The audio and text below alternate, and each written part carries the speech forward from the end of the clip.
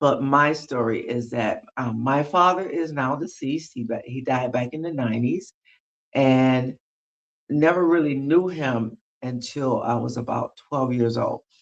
My mom moved from Florida, where we were living for years. I don't even remember him when I was little. So he must have left when I was really, really young.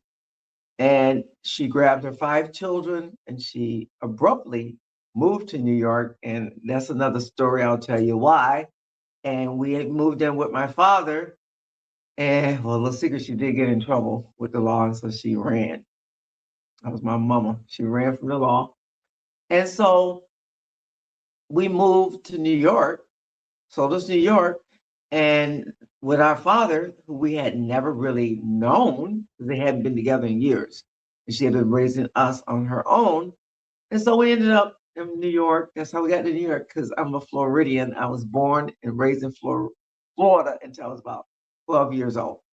And so here I am in New York with my dad and me and my other siblings. And we didn't really, without going into much detail about my mom, we didn't really know him. He really didn't know us because he had not been around us. We weren't raised around him. My oldest sister at one point did come live with him when she was a teenager. I think she was 14, 15 years old. And then she came back to Florida when she was about 16. And so she knew him a little better than we did because she lived with him.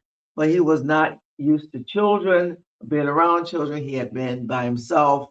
At some point, he did father another child that is our brother, that we all have a connection today